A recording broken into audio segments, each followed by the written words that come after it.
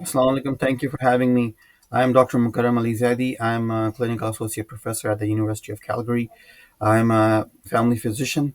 I have my training in epidemiology and so do research work. Have published several papers, and also this is my second book on Palestine, and I also do poetry.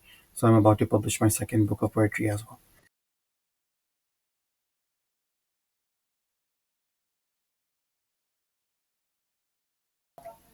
Since my childhood, that image that a child was throwing stone at a tank, and the tank was backfiring him, that image has never left me.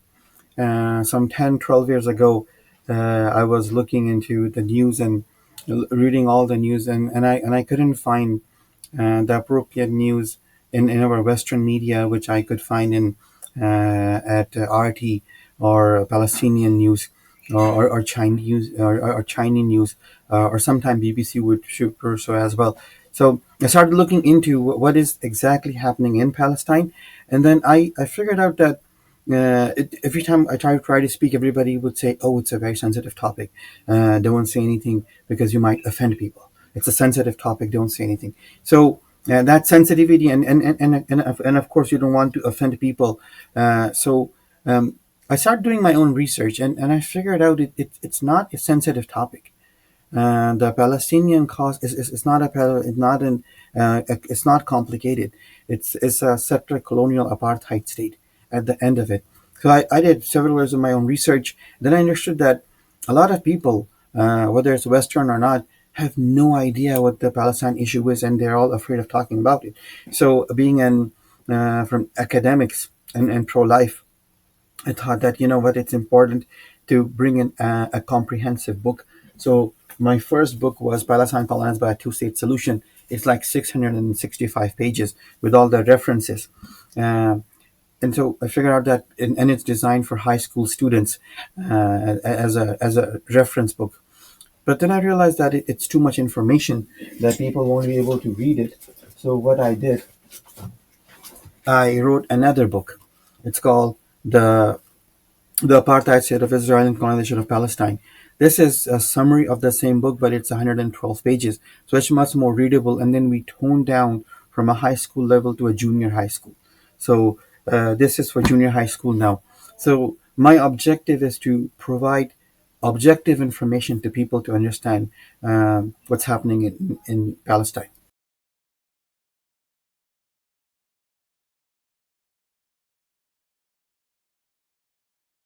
I think from me. So I'm from Pakistan. So my forefather came from India to Pakistan, and there's a lot of injustice going happening with that ethnicity.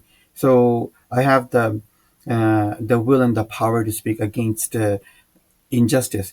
And so, what the Israel causes the biggest injustice of this century that's ongoing today as well. And so, as I said that I'm an MSc in epidemiology and a degree in publishing and assessment management. I do a lot of research as well. I have published some more than 25 research papers. So this is the next progression to write a book on a cause which highlights and atrocities that the world is ignoring today.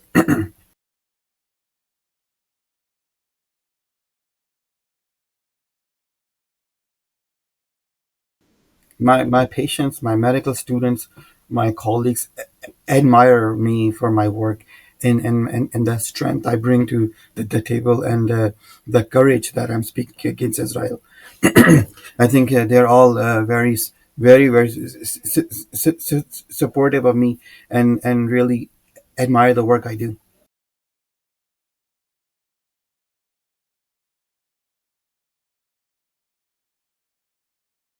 Oh yeah, 100%. Weaponizing of Zionism is not a new thing, and that's how they have controlled the world for the last 75 years. Every time I speak against Zionism or speak for pro-Palestine, there are certain and several groups that come against me. There was a physician who is a pro-Zionist. He made a complaint to the college and the medical school, and he then colluded with medical students. to complain against me. And it wasn't just one physician. There have been multiple pro-Israeli physicians who have complained against me. There are pro-Israeli organizations that have come after me. So I've been fighting cases for the last 1.5 years.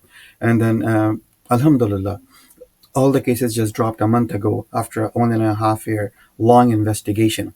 And then and because my books are very objective, my posts are very objective, and then just recently an Australian court also has determined that speaking against Zionism is not anti-Semitism, and that I truly believe in that as well. So yeah, professionally at the college, at the medical school, at my clinic. I've been harassed by emails, phone calls, text messages, to get me fired from the university, to get me fired from the clinic I work. Ongoing harassment. It's internationally, it's nationally, and it's locally. So I've been a target of threats to my life, and ongoing professional threats, and to be fired for since I published the book two years ago. So that comes along. Last time I just called the police as well to have a police complaint against one of the pro-Israeli organization, which puts my life at risk by publishing false things about me and put my face and name out there. So the police officer then and said, "Dr. Zaida, you have chosen the path of being an activist. These things come with it. Unless you get hurt, this cannot be entered as a hate crime." So yeah, there are a lot of concerns and issues going around.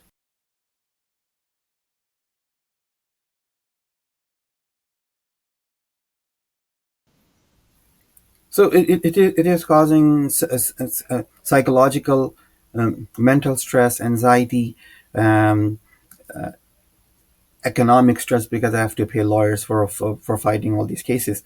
So that is all present, and the risk of having harm to myself is very real. And I pray and hope all the time that my family doesn't get affected with it. But all the risks you are saying are real. But then again, my life or my family's life is not more important than the people, 500,000 people who have been killed and over 1 million who have been injured in Palestine. And I think the when we stay quiet, we are complicit with genocide. So I think it's important that we take that risk to at least become the voice of the people who are being oppressed, and being at this point under a uh, being killed, and their land has been taken away from them.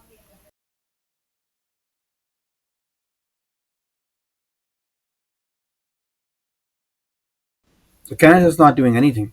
We just send millions of dollars ammunition just within the last few weeks.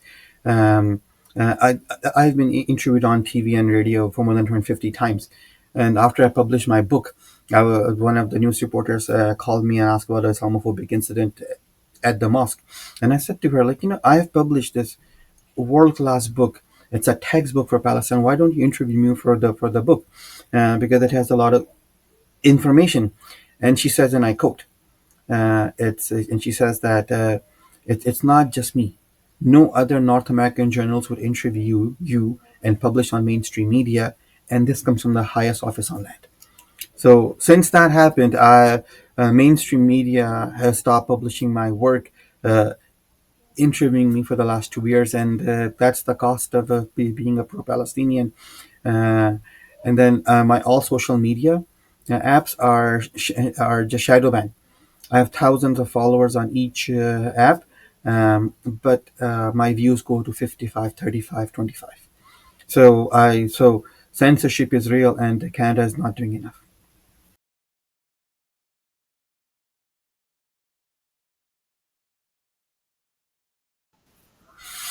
So basically, Israel is a settler colonial apartheid state. Nakba did not end in 1940; it became Naksa, and now it's a genocide in Gaza. Zionism was fueled by European anti-Semitism. Holocaust survivors themselves oppose Zionism today. Muslim historians write that, and all historians, that Jews are protected under Muslim countries. The propaganda that Israel is doing today is to erase all Palestinian, because till October 23rd, 2023. Uh, Jews or Israeli Jews were a minority within Israel, and Palestinians were more than them. So they have to kill 7 million Palestinians to become a pure Jewish state. Um, IDF soldiers have exposed the war crimes that's happening. The Palestinian women, children are the rare casualty of this war. And international law has been ignored and paralyzed, and Palestinians are still fighting with dignity. It is important to understand that at this point, that Israel is an apartheid state, that my book says, and an international human rights clinic and apartheid international in the last 2 years have come to a conclusion that Israel is an apartheid state.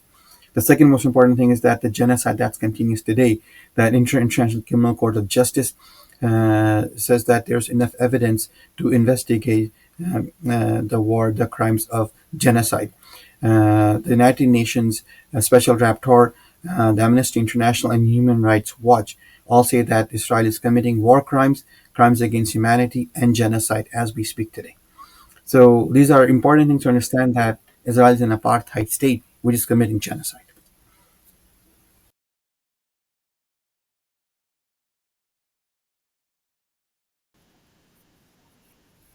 So there is no reverse effect as of today, or on the ground. It has been more than 3 months that 2 million people are being starved as we speak, and where they're serving food has become an open pit to kill more people, and it's well documented. For the last 2 years, they have displaced uh, 2 million people. Over 500,000 have been killed. Over 1 million being injured. So on the ground, nothing has been changing, and they're intensified. Their inhuman acts of killing, murder, rape, sodomy, and raping children as well. But what has changed outside is the opinion of people, knowing, because it's the first ever genocide in the history, where the people committing the crime are live streaming the genocide, and people who are being killed are live streaming their death.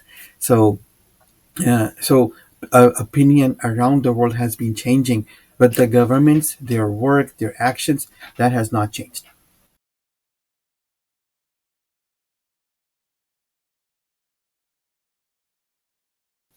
So both of my books are available on Amazon, and they can purchase a book from over there. So the first book is for high school students to read and learn, and the second book is for the junior high students. And I will highly encourage every parent and every household to have this book, so at least they can educate their children, and when their children go out, then they can talk with evidence of what's happening on the ground.